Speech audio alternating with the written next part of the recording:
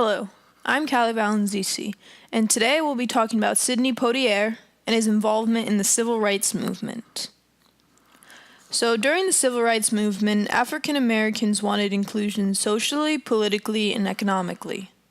They were fed up with how they were being treated and pushed to be treated equally. There were many people who fought for that inclusion, but there were also a lot of people who fought to return to the way African Americans were treated before, as slaves and second-class citizens. Social inclusion was the highest and hardest form of inclusion. But through music, literature, and film, African Americans were able to gain the social inclusion that they deserved. Sidney Poitier was born in 1927 in Florida. His parents, who were tomato farmers, went to Miami to sell their crop when his mother went into premature labor. So Sidney was an American citizen, but spent the first 10 years of his life in the Caribbean, in Cat Island. He had no electricity, paved roads, or automobiles, so it wasn't until he was 11, when his family moved to the colonial capital of Nassau, that he got his first taste of industrial civilization and saw his first movie. He worked as a laborer, but had no education. And when his friend was sent to reform school, Sidney's father got worried that he would fall into delinquency and decided to send Sidney to Miami with his older brother. Sidney was shocked by the segregation in Florida. He grew up in an all-black society of the Bahamas and was not used to the segregation and white supremacists of Florida. After 1 year there, he left for New York City. On the way there, he got robbed, so he didn't have any money, and he didn't have proper clothing for the winter, so he lied about his age and joined the army.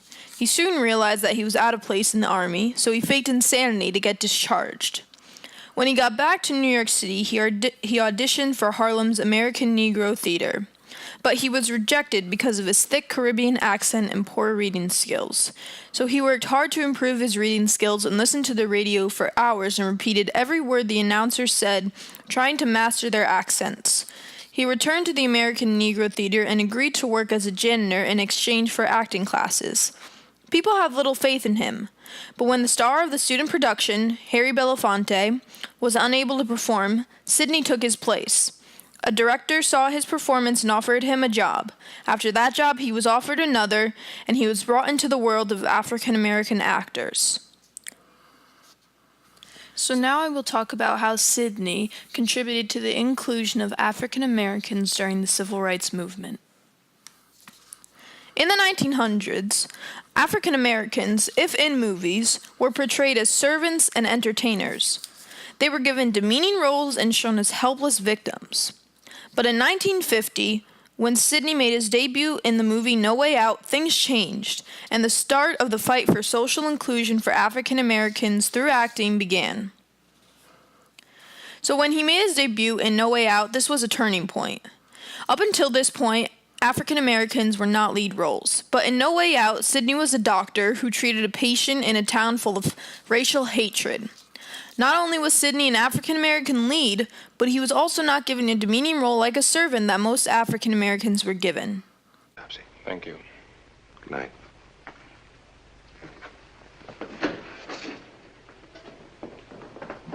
Dr. Brooks, would you come here a minute?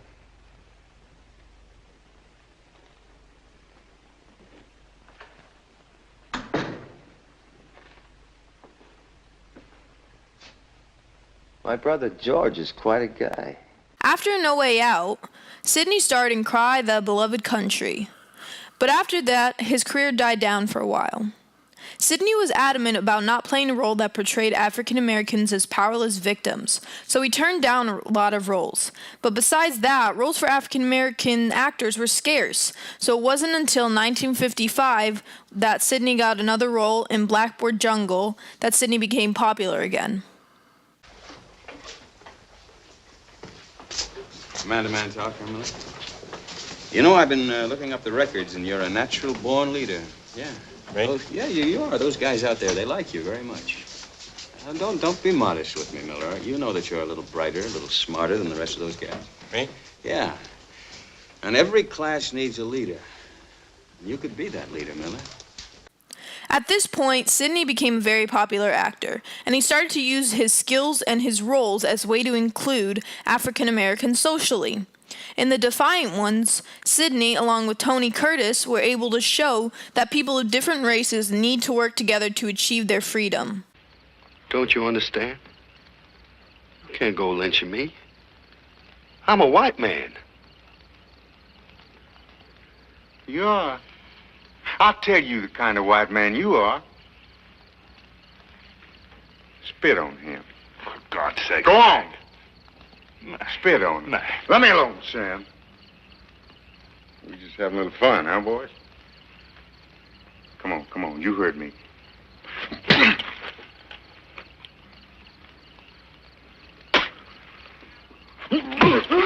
Wait a minute. Get out of my way, Sam, or you're going to have trouble, too. I already told you. Joe's going to be all right. You told me. Fine. You just don't give a damn, do you?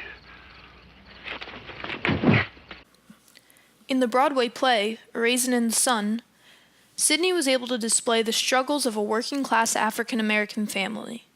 The play was later turned into a film that Sidney and many of the other original members of the cast starred in. We come from a long line of proud people.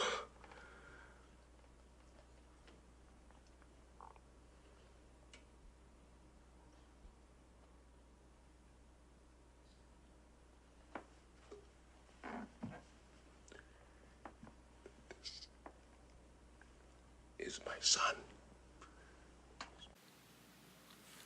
When the civil rights movement intensified in the 1960s, Sidney became even more selective about the roles he played because he wanted to send clear messages about social justice. He starred in A Patch of Blue, a movie where his character gets romantically involved with a blind white girl. Pineapple sherbet. You want that? I guess so. It's not easy to choose. Makes One you feel pineapple kind of sherbet. greedy. And one vanilla for the experience. Now, what's next? Eggs, bread, milk. That's over here. Hey, hop on. Step up.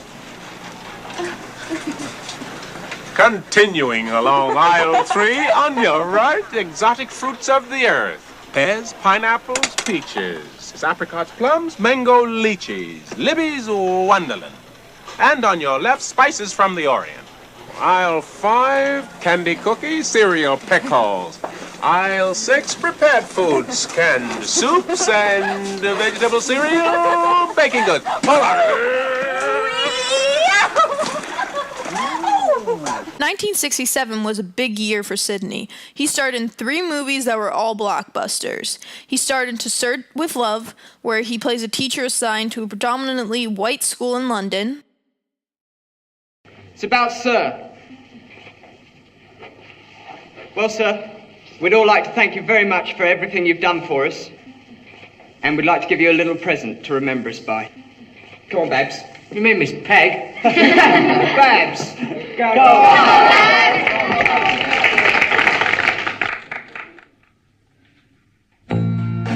The time has come for closing books, and long last looks must end. And as I leave, I know that I am leaving my best friend, a friend who taught me right from wrong. In Guess Who's Coming to Dinner, Sidney played a doctor who meets his white fiancé's parents for the first time.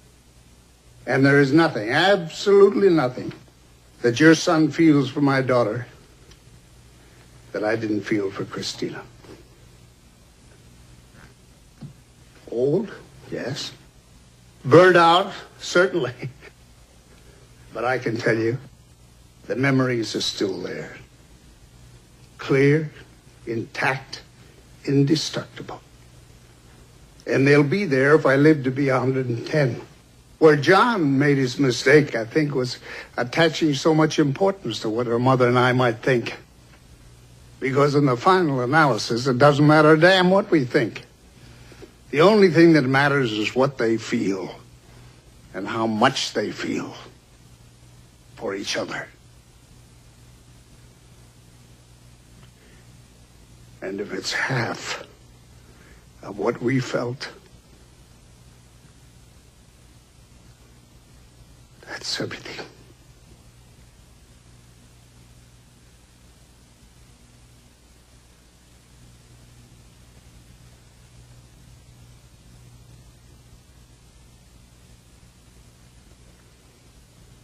As for you two and the problems you're going to have, they seem almost unimaginable.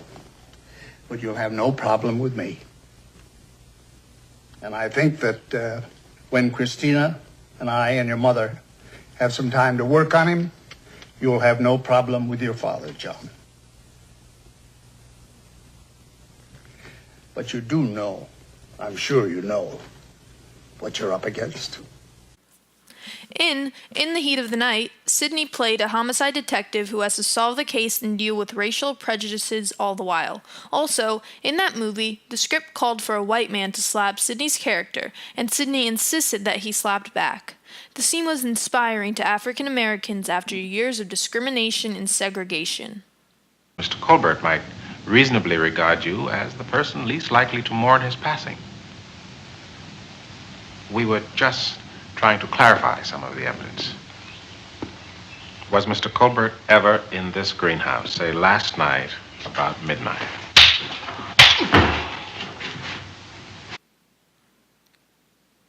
In 1968, the box office receipts were tallied and show that To Sir with Love, Guess Who's Coming to Dinner, and In the Heat of the Night were the three most successful movies that year. So Sidney starred in countless movies that sent out strong messages about racial issues, and a lot of these movies were hits. He played a huge role in the incorporation of African Americans socially. But even though he made such huge contributions and had a huge role, he faced many people who wanted to return to the old ways. So as I previously stated, Sidney made his debut in the movie No Way Out. He had a leading role which did not sit well with many people. At that time, American films assigned African Americans to demeaning roles like servants or entertainers. But in No Way Out, Sidney was a young doctor who came to treat a patient in a town filled with racial hatred. The film frightened many theater owners and was barely shown in Southern theaters. In 1954, interracial marriage was still illegal in 30 states, and the Motion Picture Code did not allow interracial couples to be portrayed until 1956.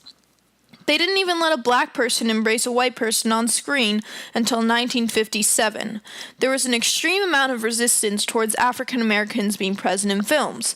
So after Sidney was in No Way Out and another movie called Cry the Beloved Country, as I said before, he had a difficult time finding another job. He struggled for many years because he would not accept any work that portrayed African Americans as powerless victims or robbed black characters' dignity.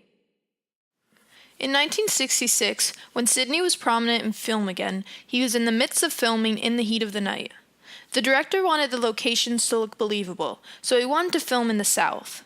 Before this, Sidney and Harry Belafonte, another actor who was mentioned before, were chased down and threatened in Georgia. So Sidney wanted to stay north of the Mason-Dixie line, the line that symbolized the boundary between the Confederacy and Union states. So Sidney begged and pleaded not to film in the South, but they could not find another location. Eventually, he agreed to go down south, but they had to stay in a Holiday Inn since it was the only place that accepted African Americans, and Sidney had to be promised that the crew was very loyal and would protect him from any protests or outbursts, which were very common at the time. But the fact still remains that the people who wanted to return to the old ways almost ruined one of Sidney's most famous and influential films and tried to prevent inclusion. So Sidney faced many people who wanted to return and did not want to include African Americans. From the acting community to the Southerners, Sidney was presented with many setbacks, but he was able to push through and make contributions to the inclusion of African Americans socially. Thanks for watching.